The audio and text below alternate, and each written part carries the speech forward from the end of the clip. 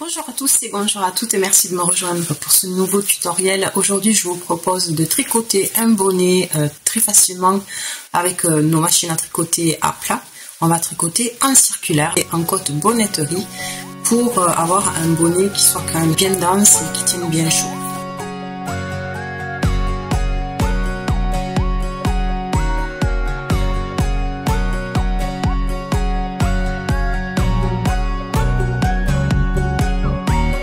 C'est un bonnet qui est très facile à faire parce qu'il n'y a pas de manipulation complexe, il n'y a pas de couture et il est doublé.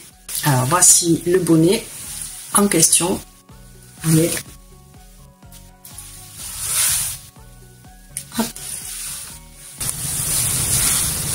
Voilà, il est hyper agréable à porter, il ne serre pas du tout la tête, il ne serre pas le front si j'aime pas trop après, vous voyez, on sent un peu compressé là, pas du tout.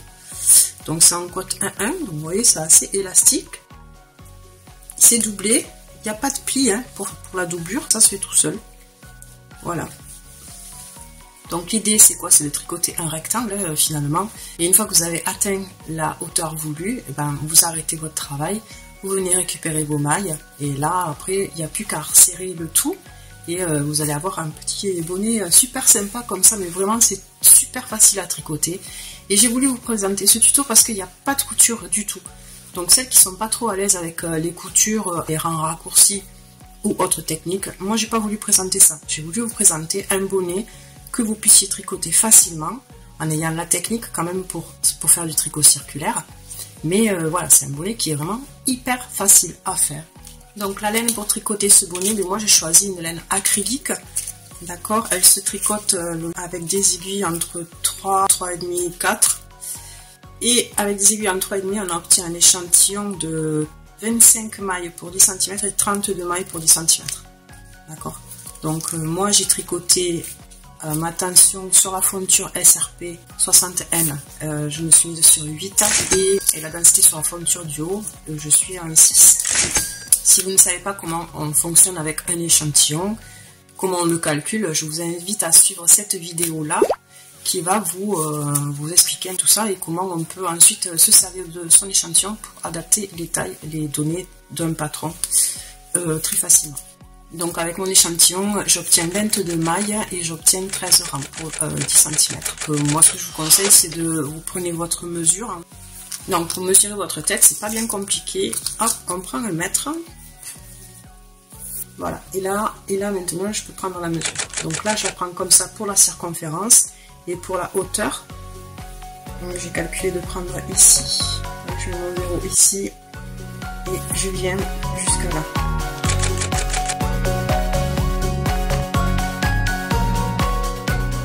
Quand vous allez tricoter, vous allez passer votre chariot une fois, un aller et un retour. Votre compteur aura compté 2 rangs. D'accord? Avec le tricotage en circulaire, ça va vous compter un rang en fait. Parce que vous allez passer un rang au-dessus, sur la simple fonture, et un rang au retour, en bas, sur la double fonture. D'accord? Donc réellement, vous aurez tricoté un rang sur chaque fonture, ce sera indépendant, individuel. Mais le compteur, lui, aura marqué 2 rangs. C'est parce que le tricot en circulaire va fonctionner comme ça. Voilà. Les mailles ne sont pas assemblées ensemble comme quand vous faites autre chose que du tricot en circulaire. Quand vous tricotez des côtes ou quoi, quand vous faites 2 rangs, il y a 2 rangs au compteur, mais vous avez fait 2 rangs réels. Pour résumer, le tricotage circulaire avec les machines à tricoter qui ne sont pas des Centro ou des Adi ou quoi d'autre comme marque, en fait, vous pouvez aussi, avec votre machine à tricoter à plat, du moment où vous avez les 2 fontures, vous allez pouvoir aussi faire du tricotage en circulaire. Donc vous allez pouvoir faire, je sais pas moi, des robes tubes. Voilà, ça se fait, ça, c'est des robes tubes, c'est sympa. Vous allez pouvoir faire des bonnets, des snoods, des mitaines. C'est à réfléchir pour les projets que vous avez.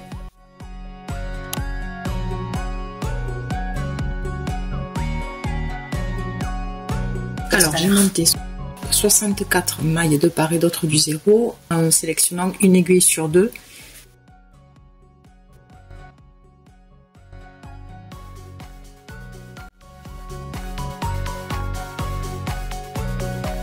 Les réglages sur l'avant-chariot, vous les voyez. Et sur la simple fonture, en fait, mon chariot, je suis en jersey, ma tension est sur 0, mes leviers de côté sont sur le rond, et donc je tricote mon premier rang.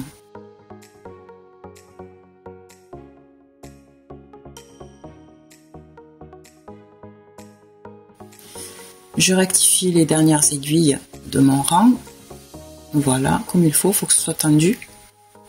Et je vais procéder au réglage pour le deuxième rang. Donc, je me mets en densité de 8, poussoir sur 0, les autres réglages ne changent pas, et sur mon chariot du haut, je pousse mon levier sur le triangle, je me mets sur fil tiré et je vais mettre ma densité sur 6. Voilà, là les réglages sont prêts. Maintenant, je vais installer mon peigne et mes poids pour maintenir le début de mon ouvrage. Alors j'aurais pu démarrer avec un fil nylon, mais j'ai pas souhaité le faire. Je suis partie directement en tricotage circulaire avec du fil perdu, donc je vais faire plusieurs rangs en fil perdu, et après à la fin je couperai à la jonction des deux fontures. Vous verrez, je couperai au milieu, et comme ça je vais pouvoir récupérer mes mailles, avoir mes mailles sur mon fil perdu et pouvoir resserrer le bas de mon bonnet. Donc c'est voulu que je démarre comme ça. Voilà, donc mon peigne est installé, j'ai mis mes poids, je démarre mon deuxième rang. Et la technique pour le tricot en circulaire, elle est là. C'est-à-dire qu'il vous faut remonter. À chaque fois que vous allez passer votre chariot pour tricoter sur le bas de la fonture, il vous faudra remonter les aiguilles que vous avez préalablement sélectionnées, qui ont déjà tricoté la maille, qui sont prises par le fil, quoi. Et là, vous ne changez rien sur les chariots et vous faites que passer le chariot et ça tricote.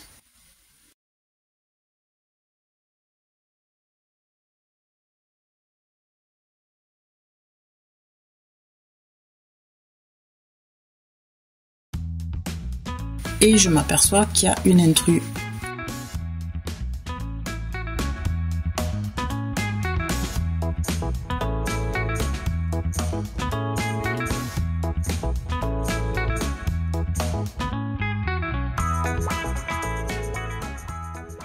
Alors pour passer à votre fil principal du projet, donc moi c'est mon fil noir, en fait vous enlevez juste votre fil de montage de l'avant du chariot et vous placez le fil noir à la place.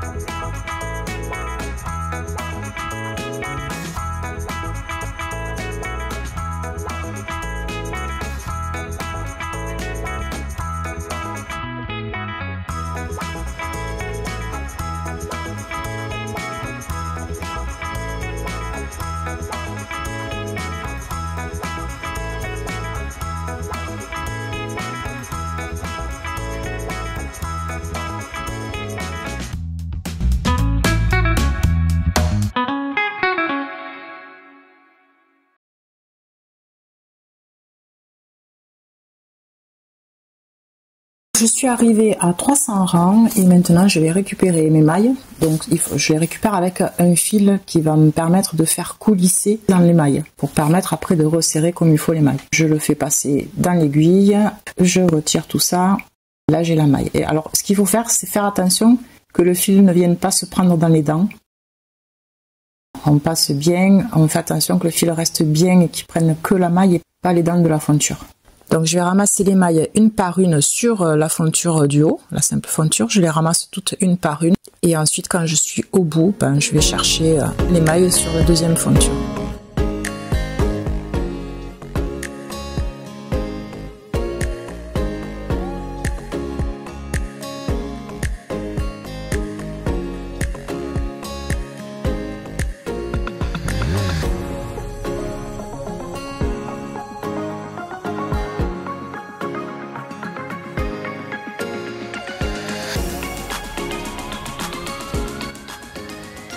Mon projet est terminé, donc j'ai fait les 300 rangs.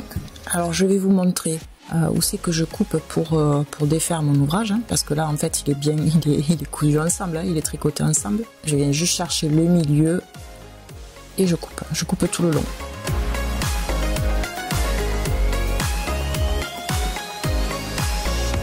Pour peux donc maintenant récupérer les mailles entre les deux fils bleus. Vous voyez, je pique vraiment là, entre les deux traits bleus. Donc voilà, j'ai récupéré les mailles. Maintenant, vous voyez, on peut resserrer facilement. Et maintenant, je vais pouvoir tout resserrer. Il faut vraiment bien serrer. Et quand c'est bien serré, il ne vous reste plus qu'à le coudre.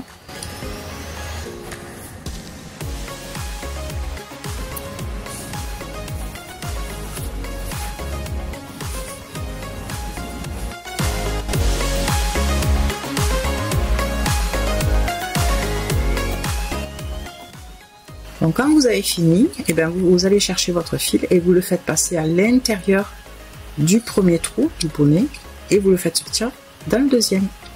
Et comme ça, votre bonnet prend forme. Voilà, donc c'est maintenant qu'on passe à la couture. Moi, je coule les deux parties ensemble. Voilà, il faut coudre en piquant sur les extrémités. Vous faites un bon nœud bien serré et puis vous rentrez le fil. Et voilà, le bonnet en circulaire est terminé. Dites-moi ce que vous en pensez, vous, de votre expérience avec ce tricot circulaire. J'attends vos commentaires. Et puis, écoutez, en attendant de se retrouver pour une autre vidéo, je vous souhaite tout le meilleur du monde. Tricotez bien et soyez heureux. Allez, salut, à très vite.